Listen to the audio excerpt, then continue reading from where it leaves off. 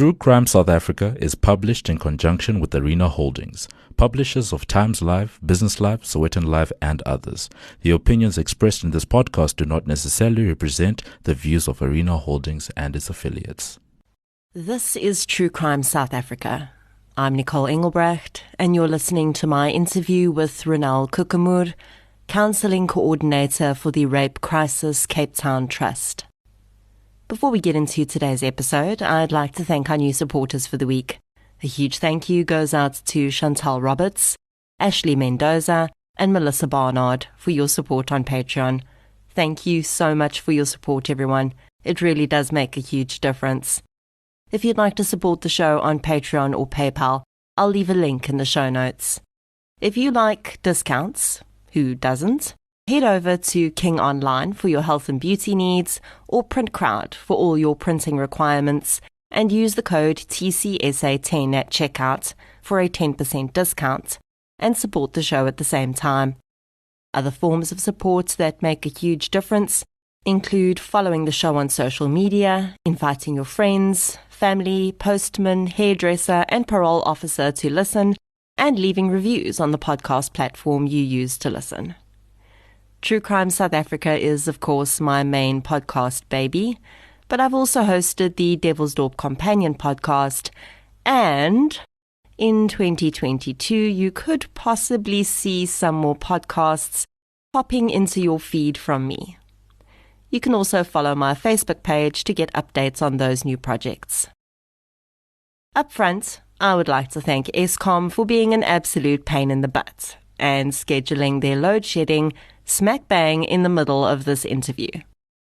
Not to be deterred though, I used mobile data to record, which, while not producing the best sound quality I've ever had, still did do the job. So an A+ to Vodacom for supplying decent signal during load shedding, and an F as well as a U thrown in for Eskom's non-existent service.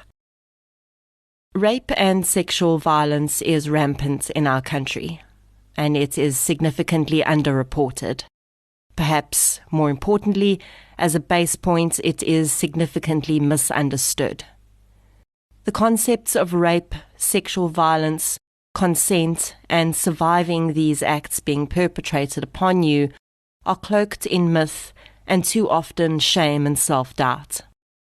And then we add in the fact that we have a significant gap in the available psychosocial services in our country, and fighting the scourge of sexual violence seems like a losing battle. But it's not really, because there are organizations in our country that are working to stem the tide, provide survivors with support, and educate. One such organization is the Rape Crisis Cape Town Trust. I had the pleasure of chatting with Ronel Koekemoer, who is the counselling coordinator for the organization. When I interview people, I try not to be too structured about it. The question and answer thing is really limiting, in my opinion. So I really just want to have a conversation about the issues at hand and whatever comes up. And I think that worked really well with Ronel, because we chatted about the services that the organization offers, but I think we also delved into some really important discussions, and I'm excited to share this with you. A trigger warning, of course, this interview does involve discussion of rape and sexual violence, which may be triggering to some listeners. We also use actual names of body parts, like vagina, penis, and anus, because, well, that's what they're called. And we say words like penetration, erection, lubrication, and even the F word, all in the context of the discussion we're having. So maybe not the episode to listen to in your car while going through the drive-thru. So let's get into my interview with Ronel Koekemoer of Rape Crisis Cape Town Trust. The following episode may contain sensitive material, including descriptions of violence, sexual assault, or graphic descriptions of injuries to victims. If you feel you may be triggered by such material, please consider this before accessing our content. To access trauma counseling or services, please see the helpline information on our show notes. my name is Ronel Koekemoer, and I am currently the counselling coordinator at an organisation called Rape Crisis Cape Town Trust. So we're based in Cape Town, but we do work all over the country, and we run a 24-hour helpline service that we get calls from anywhere and everywhere.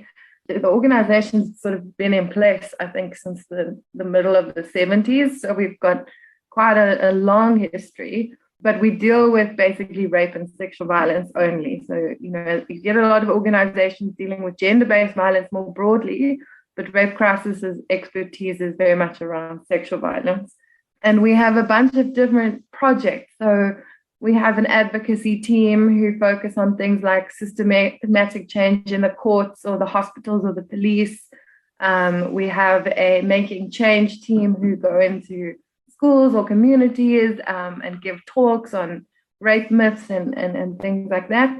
And then we have sort of like a court division, court support, and they sort of walk the criminal justice trial journey with the rape survivors if they're going through the court process.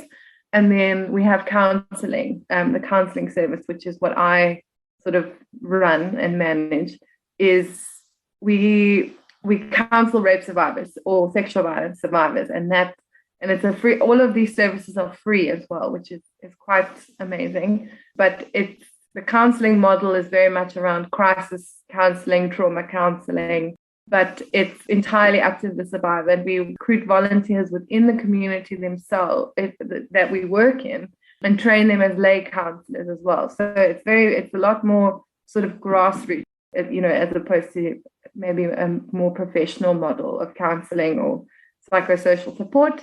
I know I'm biased, but I think the counseling is the sort of the beauty of the organization, because it's very, very hard to get access to psychosocial services, affordable psychosocial services and trauma counseling in South Africa, I think anyway, but also because, sexual violence is very unique and the trauma of sexual violence is unique. And so it's great to be able to extend that expertise into sort of psychological interventions. But what's also really cool is that in the counseling room, we see a bit of everything.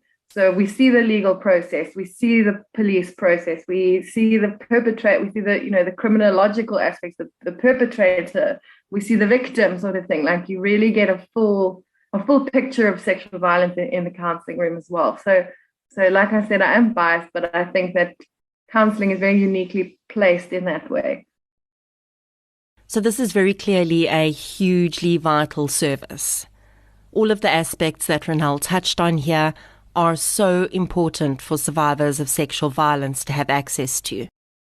But I think most important is the counselling portion. Because we know psychologists and psychiatrists are expensive. And of course I understand why they are, but let's face it, they are pretty much outside of the affordability scope of most people in this country. I think a big part of it as well, which is why I think Rape Crisis is very important, is that we're like a good starting point. So if you've been through rape 20 years ago, if you were raped yesterday, you can rock up at the office or call us on the helpline and say, what do I do now? So we can funnel people in the sort of best direction, which I think is helpful, because a lot of people don't know where to start. And I mean, when you're working with trauma as well, the people have so many things going on, and there's so many voices in their head saying, no one's going to believe you, or the police are incompetent, or, I'm not a good rape survivor, or whatever. So it's a good place to start, and to sort of be like, we are here, come as you are, and like, we will see what you need. And if it is psychiatric intervention, then we'll go that way. If it's about reporting, we'll go that way. I wish there were more services like this, definitely. And I think that's an excellent way to describe what Rape Crisis does. I see it as a sort of trauma triage process. At a point in a survivor's life where they might really have no idea where to go next, Ronel and her colleagues offer guidance and resources. Although I'm well aware that Rape Crisis is not the only organisation of this type, it is an organisation that runs on donations. and they can only provide as many resources as their funds allow. I asked Ronel whether she felt that the organisation was stretched as far as resources are concerned, considering the massive problem we have with rape and sexual violence in this country. Definitely. Let me put it this way. I think Rape Crisis's work has we've only gotten bigger, right? We've had to struggle through, there was a financial crisis at one stage and the need for the service is there, but funding and things like that is always a bit of a hurdle and a battle. But also, there's many different people in the game. So people want, they want funding for their territory maybe. And so it is also, in that sense, you've got to play that game as well. And luckily there are much more qualified people than me to deal with that side of it. But what I will say is just in February, they were reporting on the crime stats that there was a decline in the number of rapes reported. And in my sort of 6 years of working at Rape Crisis, we've never been busier in the month of February seeing counseling survivors. So as much as those stats are out there from the police side or from the CJ, the criminal justice system side, we've never been busier. There's a huge demand for these services. This is why I'm always so cautious about stats. Because firstly, we know that the number of reported rapes does not equate to the number of actual rapes. Survivors do not always report for various reasons. And the second reason I tend to only take a cursory interest in statistics is because the people on the ground are telling a very different story. I wondered how many of the survivors that come through the doors of Rape Crisis actually go through with reporting their crimes to the police. Now, I sprung this question on Ronel, but her answer actually says quite a lot, I think. Can't give you a hard number, but what I will say is at least 50% of our counseling people have tried in some way. So it might not be a full trial, but they've opened a case or they've accessed forensic services in some way, or they've, gone to a police station or something. So, it's not that survivors are completely not wanting to go that direction, but I think there is a lot of mistrust and apprehension. So they definitely sort of, if I can say, they flirt with the criminal justice system in a certain way. But I wouldn't say everybody goes through to reporting or to keeping a case going. And I think that's a big misconception as well, is that, rape trials take years. You don't report on Friday and, by next week, the person is in jail. It's a long uphill battle. So it's quite, you have a lot of survivors that withdraw because, it's hard, it's harsh on you. But I know our court support team are also very busy. So, there are survivors in the system and they are accessing the criminal justice.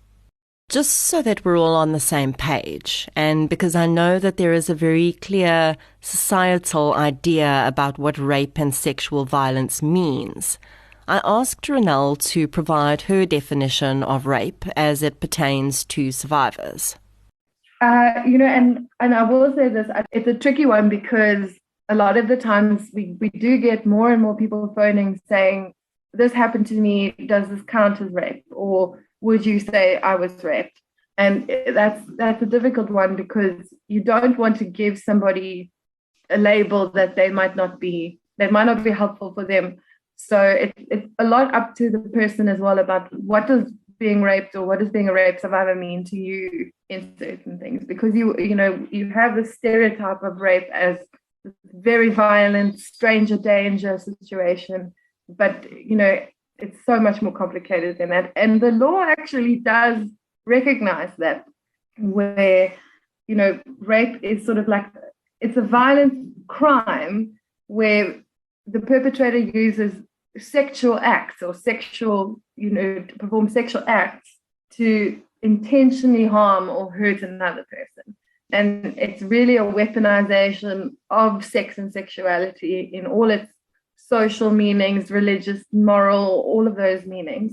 in order to terrorize, dehumanize, humiliate the other person. And like I said, I think there is a stereotype about rape looking a very specific way. But I think what people need to realize is that sexual violence is not a hierarchy, it's a spectrum. Like there's so many different things that it can look like. It could be your husband, it could be, a female partner. It might not be a penis in a vagina necessarily, but it could be, fingers in someone's mouth or someone's anus or something like that. So it's complicated to pin down, but what I will say is that the law recognizes that it's penetration in an orifice of a sexual nature. So it can be, like I said, fingers in an anus or someone putting their penis in someone else's mouth. That counts as rape. And that's actually quite, well, in South Africa's history, that's recent. That's since 2007.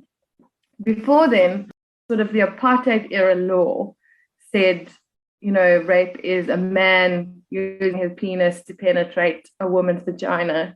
And it also said, a husband can't rape his wife. It's not recognized as a crime. So there was no sort of room made for male survivors of sexual violence or rape. If you were a man, you couldn't be raped according to the old law. Whereas now it's a lot more gender neutral. It's a lot more inclusive. And also consent is understood in a very different way in the current law, which I think, you said in your email is coercive circumstances. The law tries to take that into account now, is that consent is not, just you saying no. It's got a lot to do as well with, is the person giving consent to the specific act, the sexual act that's happening? Are they giving consent to, enthusiastically? Are they compos mentis to give consent? So even in the law, if you're under the influence of drugs or alcohol, it's not necessarily seen as you giving consent. You're not sort of seen as being able to give consent. And obviously that's all lovely on paper, but rape and sexual violence have very social meanings as well. And I think that's where the tension is coming in a lot of the time. So a few things for us to unpack there. Firstly, can we all please collectively just take a moment to feel complete nausea that South African law used to say that rape cannot occur between spouses? Secondly, can we please thank our lucky stars that this and so many other aspects of our rape and sexual violence laws actually changed?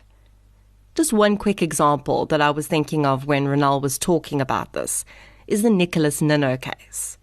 You'll likely remember this as the so-called Dross child rapist case, in which Nino was convicted of raping a 7-year-old child in a toilet in a Dross restaurant in Silverton.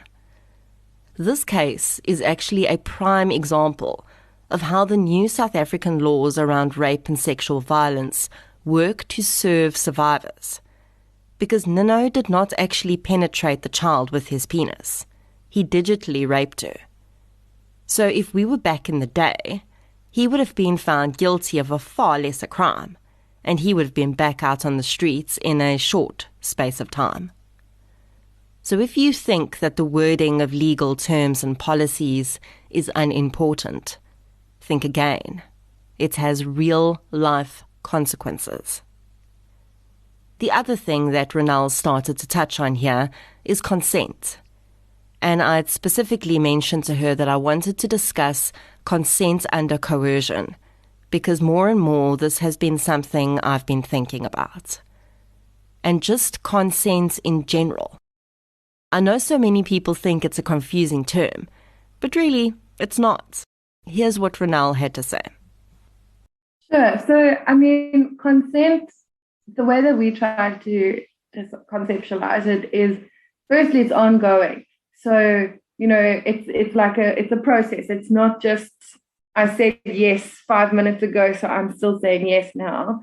But the other very important thing is it's enthusiastic, which is that, the person really wants to have sex or wants to do the sexual acts or whatever, and is excited for that and, is happy to be engaged in that. And if you're not enthusiastic about the sex you're having, then you need to sort of you need to take a step back. And if your partner's not enthusiastic about what you're doing to them, you need to think about, does this count as consent?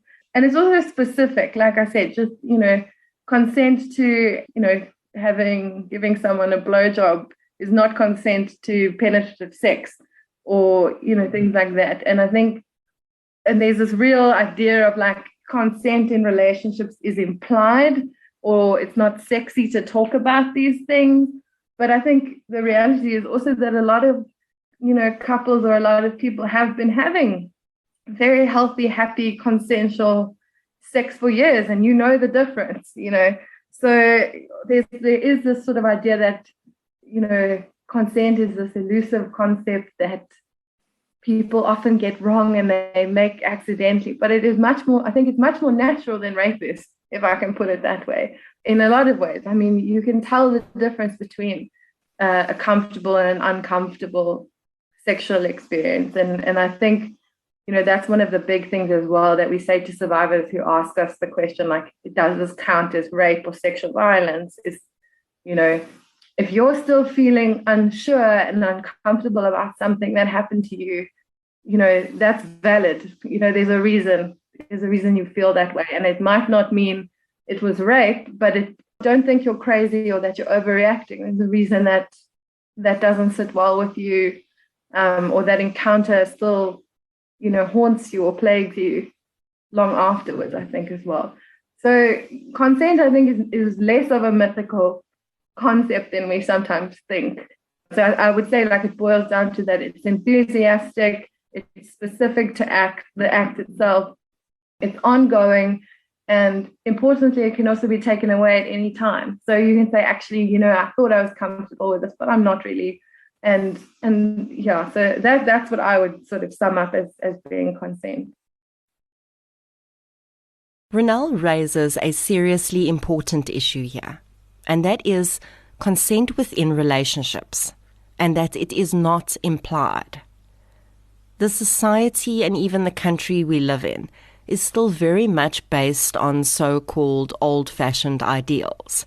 And part of that is often that when you enter into a relationship, your body now belongs to the marriage or partnership, and that sex is somehow a duty of being someone's romantic partner.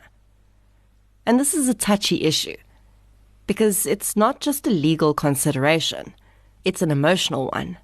It's often even a religious one.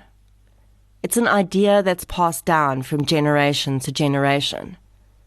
But it's something we need to start thinking about and talking about, because it very often plays a role in another major scourge we talk about, which is domestic violence. And having consent taken away from you within a relationship doesn't always look like violence. Sometimes it looks like doing something to avoid an argument, or doing something because you were promised something which doesn't materialize. It can be as simple as consenting to a specific act that you actually don't want to do because the other person might sulk. You're not making that choice out of your free will because there is a condition attached to it. Ronel also wanted to clarify, though, that sexual violence or the issue of consent within relationships is a very personal issue. I'm realizing now as well that a lot of the things that I think in this line of work that we take for granted are actually things that people maybe, haven't really hashed out for themselves or their relationships yet. So on the one hand, I want to say trust your gut. Like if you're still feeling uncomfortable about something that happened, then, maybe you do need some support around that. It might not be accusing someone of rape, but it's definitely maybe worth chatting to someone about, or speaking to your partner about it and saying, that wasn't cool. I really didn't like that when you did that. But, this idea of coerced consent is such a tricky one that, unfortunately we see playing out in the courts and things as well, where, for example, survivors will say their boss promised them a promotion if they had sex with them. And then the survivor did have sex with the boss, and then the boss didn't give the promotion. And then society's like, rah, rah, how could you do that? it's all your fault. Like, what did you think would happen? When in reality, actually, that's coercive consent, because you consented to something thinking this would be the outcome. And when that wasn't the outcome, it means that what you consented to was not what happened. And I think that's very important. And that extent, I mean, that's a sort of transactional thing. And I think that's what sex workers deal with a lot, is that, they're promised a certain amount of money and they are consenting to a sexual act for this amount of money. And then when that's taken away, it's like, well, what did you expect? You still had sex with the person for money. But actually, no, they had, they were raped or they experienced sexual violence because they were promised a certain amount of money and that was taken away. And so what they consented to didn't happen. Something else did. In this case, because it's sexual, it would count as sexual violence and rape. And exactly what you said about, if you don't give me a blowjob, then I'm going to sulk or I'm not talking to you. It's coercive, and it doesn't count as enthusiastic consent. And I think it boils down to, do you want to do that thing? Are you excited about doing that thing? And I think most of us know what that feels like, is when you do want to do something sexual with your partner or with somebody. And if you are feeling uncomfortable, to honor that feeling, like, what is that about? But I think a lot of people take things like marriage or long-term relationships as implied consent, and it's actually not. Yeah, you are consenting to maybe a relationship with a person, but not, having sex whenever they feel like it. Now, I want to be very clear here, because this podcast is about rape and sexual violence. When I say that it's important for people to understand the difference between real and coerced consent within relationships, I'm not for a minute saying that every person who has ever had sex with their partner to keep them happy should be laying a charge of rape against them. That's not the point. What I am saying, and what I think Ronel beautifully gets across, is that if this is regularly happening within your relationship, then maybe you need to think about why that's happening and what it means for you as a human being. If coerced consent is a regular part of your day-to-day life, is that relationship really serving you? And why do you feel the need to acquiesce?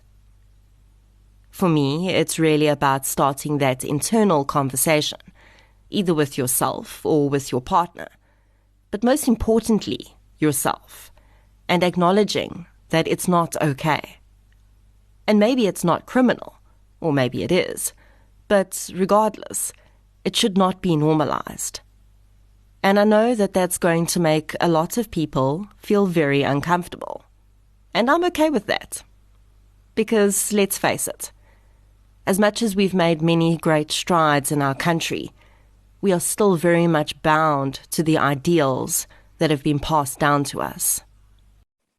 No, absolutely. And I mean, I think you're so right. I think as much as we have this very progressive, policies and constitution, we're still a very conservative country, and especially religiously. And you do get that, if you are getting married, then what did you expect was going to happen? And that's the importance of saying that, as much as the law might say all these wonderful things, it needs to be a social shift and a cultural shift in our understanding of what consent means before the law can actually have any chutzpah behind it, if I can put it that way. Because until people can genuinely for themselves say, actually, husband, I wasn't cool with that. That made me really uncomfortable. The law is not, people are not going to come forward. They're not going to want to report. Never mind come for counseling or come for, chat to their friends about it.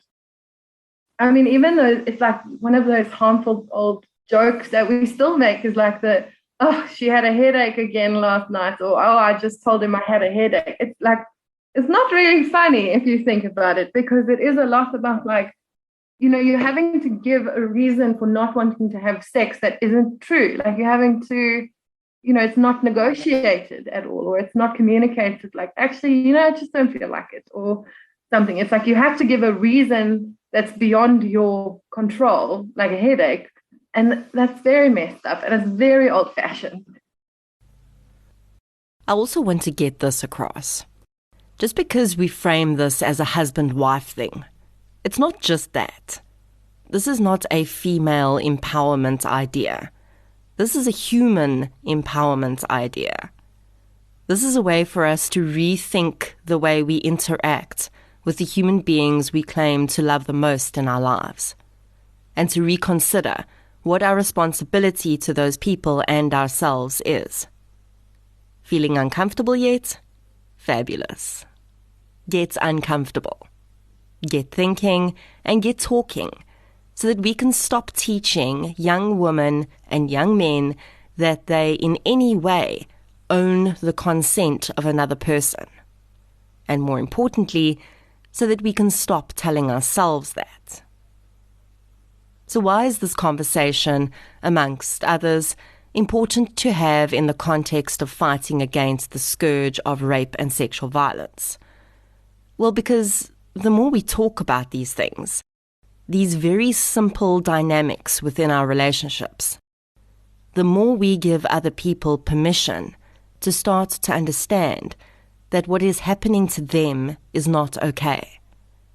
And that snowballs and starts to erode at our societal approach to rape and sexual violence in general.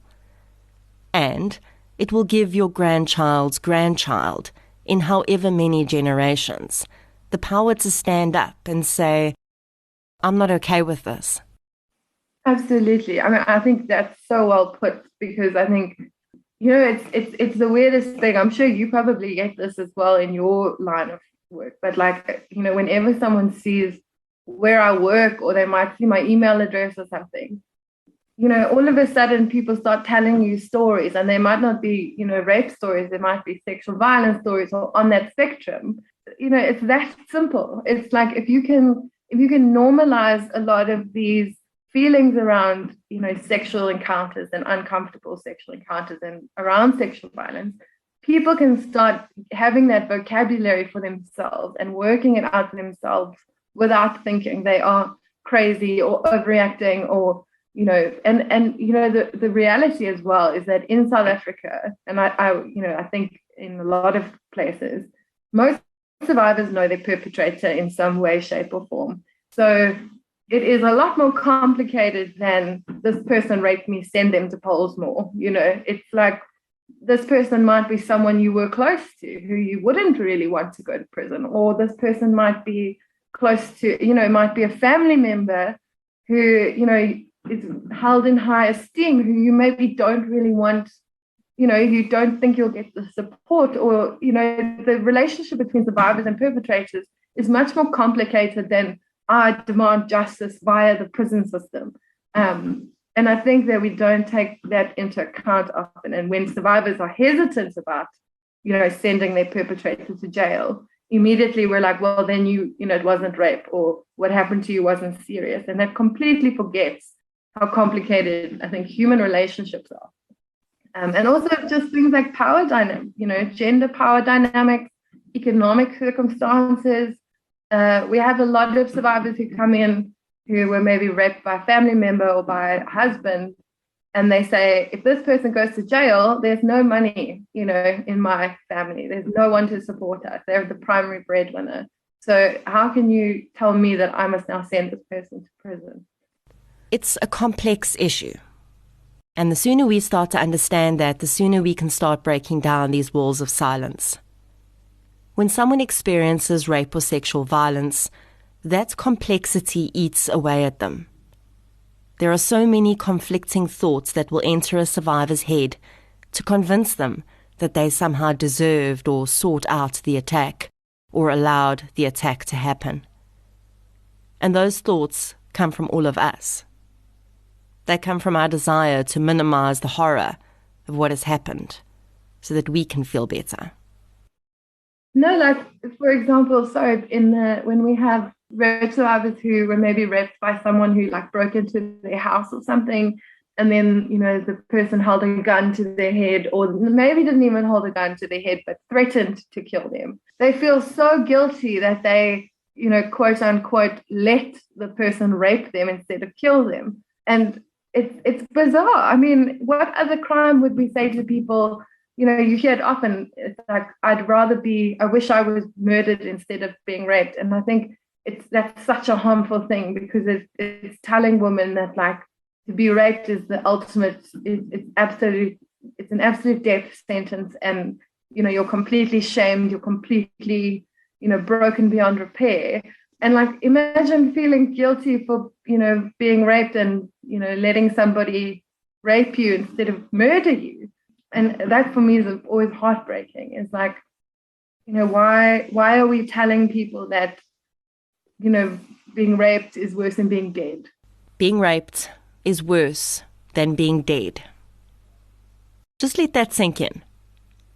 Imagine thinking that you would be better off dead and raped than raped and alive. And then the converse is true. Okay, well, I'm alive, so maybe I should just be grateful. I mean, a lot of the times it looks like they sort of think, like, I don't have to say anything, or I don't need to get help because, at least I didn't die, or he didn't threaten me with a gun. But then what happens is it seeps into every part of their life, and they are struggling to go to work, or they struggle with trauma or flashbacks or nightmares. And then it's like they sort of feel like, why am I still holding on to all of this? When the reality is it's an incredibly traumatic, horrific thing to happen to somebody. It doesn't matter what it looks like. And you deserve support or help, or, somebody to just hold that space for you and hold that pain with you a little bit. But so many people feel like they're not worthy of the support or of the belief. And I mean, I think it's because society tells survivors that.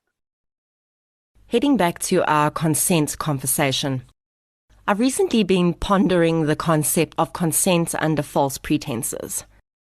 So the whole Tinder swindler idea, for instance, where someone presents themselves as someone they are not. Or even in cult-like situations, where a cult leader may have told a survivor something that's not true in order to get them to have sex with them. I wondered where that fits into the consent continuum. When you agree to a sexual act or to a sexual relationship, you're agreeing to it based on sort of an understanding of who the person is, what they're going to do, and that's consent, is that I know the full picture, and based on my knowledge, I am deciding that, yes, this is something that I'm excited for or that I want to happen. So when significant parts of that are missing, it's absolute coercion, and and that happens all the time, and especially in South Africa, where people are desperate for work, or they are desperate to, change their circumstances. Then they might engage in behaviors that we see as being morally questionable. But the reality is that a lot of the time they're doing what they need to survive. And then when that's already happening, and then you also, you lied to them about what they were having sex for, the reasons they were having sex with you, or keeping quiet about something, it's wrong, and it's sexual violence. Like, for me, that it's black and white, that's sexual violence. So, really, when someone tells you a story that is different to the truth, or makes you a promise that is not how things end up happening, because you're entering into that without the full details, you are having the act of giving consent taken away from you without you even knowing it. If you have to promise someone anything, or tell a lie in order for the sex act to be agreed to, you do not have that person's consent. Yes is not consent when it's an answer to a question that has not been asked with all the information behind it. And again, I think it's really important to point out that this entire conversation is not about who can and cannot take criminal action for rape and sexual violence. It's about what violation means to you. Yes, this is a true crime podcast. And yes, we want the perpetrators of rape and sexual violence to be punished. But it's not the be-all and end-all for survivors. And it shouldn't be the only focus.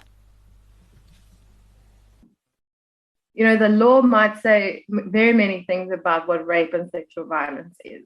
And like I said, the law is very broad, and if it was being enacted as it says on paper, it would be beautiful. But the reality is also that there are legal definitions of rape, and there are social, personal, moral, religious definitions of rape as well. And so my sort of, fail safe is to be survivor centered. So for you, if what happened to you was sexual violence, maybe the law might not see it that way. But like I said earlier, you engaged in a sexual act under certain pretenses, and then that was all taken away, and it's perfectly valid for you to feel violated and to feel wronged and to feel like something criminal has happened to you, because it has, right? And I think that there's a sort of saying that rape has nothing to do with sex, and I find that quite damaging, because it's got everything to do with sex, in that sex is still this very taboo, socially moderated, religiously meaningful aspect of our lives. And when people use sex and weaponize sex to humiliate or to get things out of people, they are playing on all of those aspects, and they are relying on them to keep the silence of the survivor. So I'm not going to talk about what he did to me because, it's taboo to talk about sex, or what I did was maybe morally questionable, or things like that. And all of that is nonsense. Like I said, there's only one bad guy in the situation, and that's the rapist. All of this can be really overwhelming if we allow ourselves to think about how often this happens and how many people are being violated on a daily basis. And whenever we talk about cases that involve rape and sexual violence, I often hear, how can I make a difference though? Well, sometimes you can make the biggest difference just by being the person that a survivor can go to. Let yourself be that safe person for someone else. So, like how I also feel about it is that I'm not a judge, I'm not a lawyer, I'm not a police person. So, it takes nothing from me to give the survivor that I see in the counseling room the benefit of the doubt. So whatever they say to me, I'm going to give them the benefit of the doubt that they're telling me the truth, and that was meaningful to them. And I wish that society would do similar things, because we're not saying, go and mob justice this person or anything like that. We're saying, let the survivor know that you are someone they can start with, that they can talk to, that they can hash out, what does this mean? Why is this still bothering me? Be the safe person for someone, and just give them the benefit of the doubt, because often they are telling the truth. Mostly they are. I think there's still this idea that, women are now, the post-Me Too world, women are now coming after men left, right, and center by accusing them of rape, as if it's that easy to do. I mean, the official stat, the latest one I saw, is that I think it's 8.6% of rape trials end in a conviction for rape. So that's like from the start, from opening the case to the end. And I mean, obviously, some people will be charged with things like GBV, or they'll be charged with, intent to do grievous bodily harm. But to get like the rape conviction, that number is so low. So you really have to, if someone's going to falsely accuse you of rape and get you to go to prison for the rest of your life, that's quite something, In a post-Me Too world, people didn't necessarily decide to start making allegations. They didn't suddenly start making up stories of rape and sexual violence to fit in. The stories were always there. Campaigns like Me Too just gave people the permission to talk about it. You heard the stat that Ronel provided.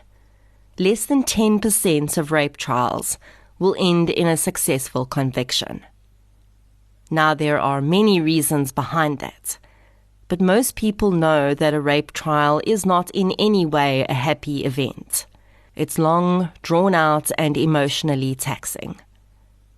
So I'm going to put it out there and say that In 99.9% of rape and sexual violence allegations, why would anyone want to falsely accuse?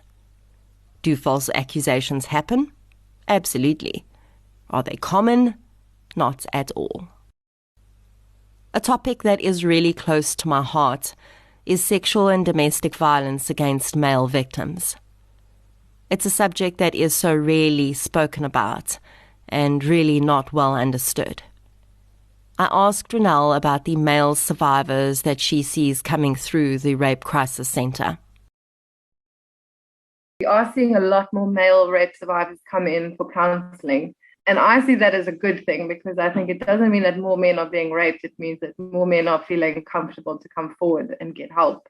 And so for me, that's a good thing, because it absolutely happens. And especially there's so many misconceptions about that, and that men can't really be raped, or that if, he must be gay or things like that. And especially, a lot of men are raped by other men as well, which is, is part of the stigma then as well. And I think, a lot of men, especially around like any sort of anal penetration, it's very shameful for people. And it's still something that people feel very stigmatized around. So they don't want to talk about that side of it either.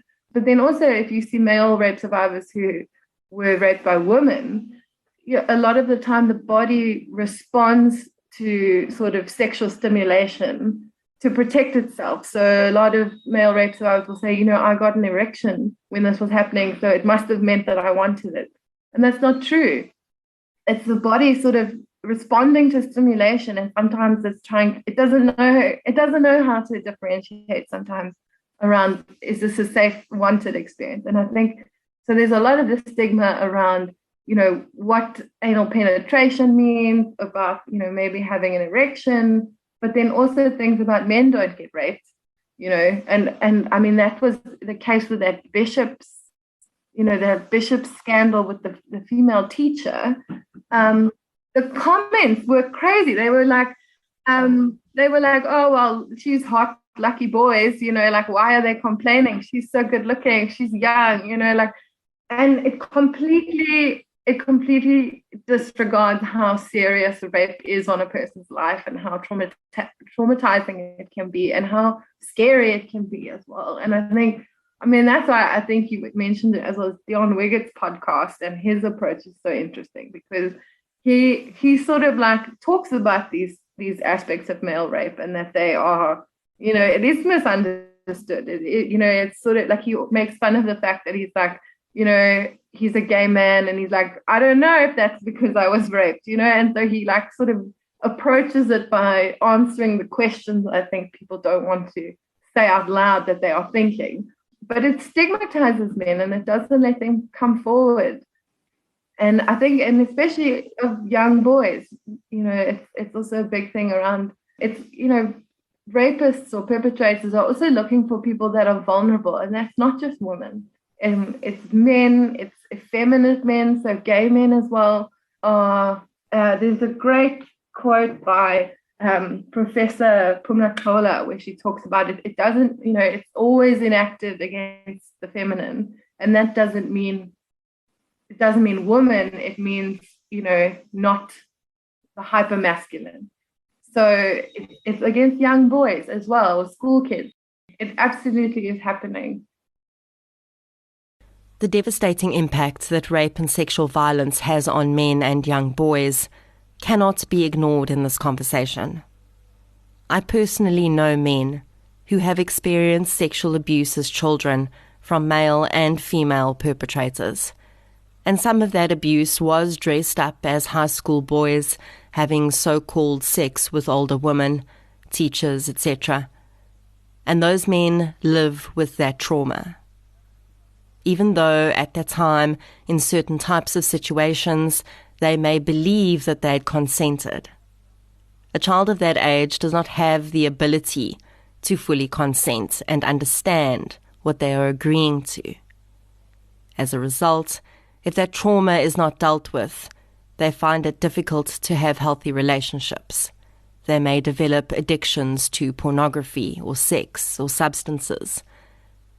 And another aspect of what Ronel said that I'd like to highlight is that the natural physical reaction to sexual stimuli, which can happen when a man is raped, is not limited to men.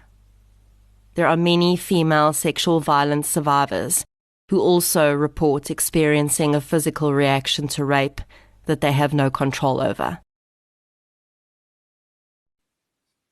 And just from like a trauma perspective, it's very normal, because when we are in situations that the brain perceives as sort of threatening and it goes into that, fight, flight or freeze mode, it sort of switches into primal survival mode instead of higher order cognitive thinking mode. And the survival mode is very much in the body. So the body is going to go, okay, well, you lubricate, the vagina must now lubricate because, it's being rubbed or things like that, or it's seeing an erect penis or whatever the case may be. So the body will respond in all sorts of ways. And it makes a lot of survivors feel like their rapes are not illegitimate. There's actually, on the other side, another thing that I hear a lot of in the counseling space is that survivors will say, he started raping me with his penis and then he lost his erection. And they sort of feel like, so now what? Like if the person didn't ejaculate or things like that. But a lot of rapists actually lose their erection, in the struggle, or maybe they realize what they're, who knows. But, and that's also when you see things like penetration with bottles, with weapons, with things like that, because there's this real rage around like the penis failing at its sexual weaponry. And that's a huge part of rape that nobody talks about. And I think it's because we have this idea about what it must look like. And I think it's also a big part, of survivors' experience is that, what does this still count? The person lost their erection, or they penetrated me with their fingers or with an object or things like that. And I actually hear that more than you'd think. If there's one thing that you walk away with today, I hope it's that whether or not your experience fits a criminal definition of rape or sexual violence is absolutely negligible. You do not need to put someone behind bars for your experience and your trauma to be valid. For a survivor, and as someone perhaps supporting a survivor, don't link your healing to the justice system. That is secondary.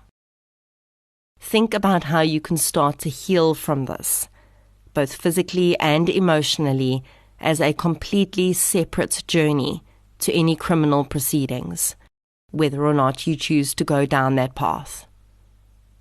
And this is the perspective with which the Rape Crisis Trust also approaches their survivor services.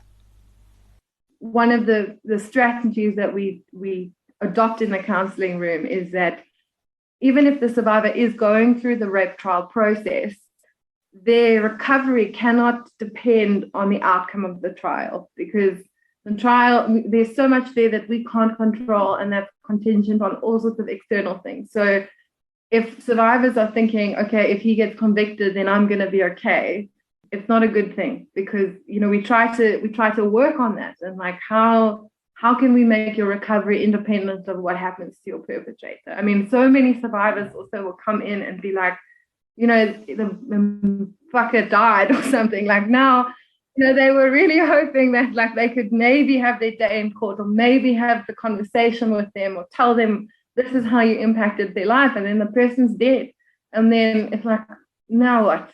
So yeah, a big belief of mine is that recovery from rape is absolutely possible. It's very harmful to think that once you've been raped, you're basically dead, or there's no coming back for you, but it has to be independent of whatever the sort of criminal justice system does. Can I just say, in amongst all of this bleakness, how cool Ronel Koekemoer is? I can see her going into battle for the survivors she counsels. And sometimes there's only one word that can accurately describe a rapist. The other problem with linking recovery to the criminal justice process is that really it's never going to be enough. There is never going to be enough jail time to make right a rape. Ever. So if the survivor is looking to the criminal justice system for validation of the damage their crime caused, they will never get that. Absolutely. Nicole, I hear that a lot around bail as well, where survivors will say, he got 250 Rand bail. Is that how much this costs? Like how much my rape costs, basically. Or also sometimes, especially with child rape, where maybe the parents might have been paid off to keep quiet about it. And then the adult survivor comes to us and they're sort of like, for my parents, what happened to me was 3,000 Rands. And like, it's difficult. It's hard. And there's a lot of rage that goes into that, because we're trying to take a very complicated traumatic thing and put it into legal language and into sort of, criminological language as well. And it's messy, as people are. A very good point that Ronel made about rape convictions and sentencing is that because our minimum sentences in South Africa for rape are relatively high, judges will always look for reasons that they should err on the side of caution in sentencing.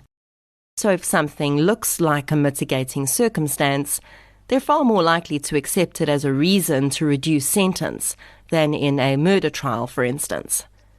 And that has the impact of sending a difficult message about what type of crime rape is. I think it's really important for us to know what steps to take in the event that you or someone you know experiences a rape or sexual violence.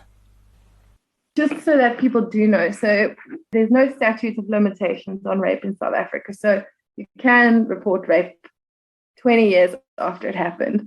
And a lot of things that we hear is that people will say, well, if I report 20 years later, there's no DNA evidence, or there was no forensic exam done. And what I do want to say is people mustn't be put off by that, because just because they can prove that there was maybe, semen in the vagina, the defense often turns around and says, well, all that proves is that there was sex. It doesn't prove that it was rape. So DNA evidence isn't the solve all that I think people think it is as well.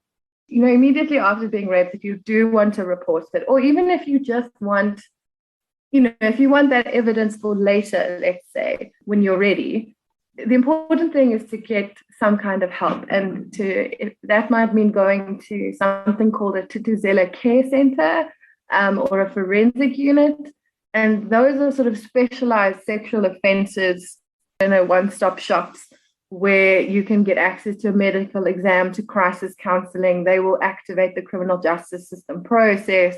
They will do the sort of, take blood. And then they also give people post-exposure prophylaxis for HIV exposure and, the morning after pill or things like that. But the medications fall within, a small window of time. But for survivors, it's important to get medical attention, just because you never know what if your perpetrator has, infected you with something or anything like that, or, if you're pregnant or things like that. But I think the most, and obviously that also means that's where you hear things like don't shower, put your clothing that you were wearing, bring it to the hospital and things like that. And I think the other thing that I think is important is that if you do report the rape and you make a statement to the police, don't lie. And what I mean is not about the rape. I mean, if you were maybe smoking weed, or, you were flirting with the person or whatever, put that in your statement, because, flirting with somebody is not a crime. But what happens often is survivors feel they've got to be this perfect survivor and this perfect person. So then they leave things out. And then when the defense lawyer comes for them, they're like, well, why did you lie about, wearing a skirt or whatever the case may be? So to also just know that, your your experience is valid, even if you were doing silly things, questionable things that you weren't supposed to. What happened to you is what is the thing that's wrong. It's not your behavior that is the crime. So, some important points that Ronel raised there. There are 55 Thuthuzela care centres in South Africa. You can access the location of these centres by going to www.gov.za/TCC.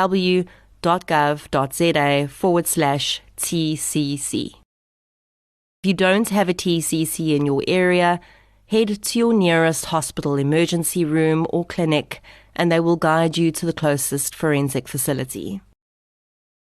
I cannot stress enough how important it is that rape or sexual violence survivors get themselves medical care. Even if you don't want to report the crime, that is an entirely separate issue. And if you're an adult of major age, no one can force you to report. But the long-term emotional trauma of a sexual violence incident is bad enough. You do not also want to be living with the added physical trauma, such as an STD or an unwanted pregnancy. And this is something we need to guide our friends, sisters, and brothers into. If someone reports to you that they've been raped, please help them to understand the importance of this step. I think that the Rape Crisis Cape Town Trust is doing phenomenal work. I asked Ronel how we can contribute to the work that they're doing if we so wished. Sure. So, I mean, obviously donating funds is always first prize. You know, we have a mechanism for that, but also I think things like, you know, share the contact details, you know, let the survivors in your life know that there's places they can go, that there are safe people, that they can start somewhere. Ronel also provided me with some amazing resources that I'll be linking in the show notes and on social media. So keep an eye out for those. I'd like to thank Ronel Koekemoer for taking the time to chat to me about this really important topic. I hope that our conversation has got you thinking, provided you with a point of view or a piece of information you didn't have before, or even just made you think more about the topic of rape and sexual violence. As much as it's not a pleasant topic to have to discuss, if we are really serious about stemming the tide of rape and sexual violence in this country, we have to have these types of conversations with each other and with ourselves. If you only ever share one episode of True Crime South Africa with your friends and family, please make it this one. Thank you for listening to my interview with Ronel Koekemoer, Counselling Coordinator at the Rape Crisis Cape Town Trust.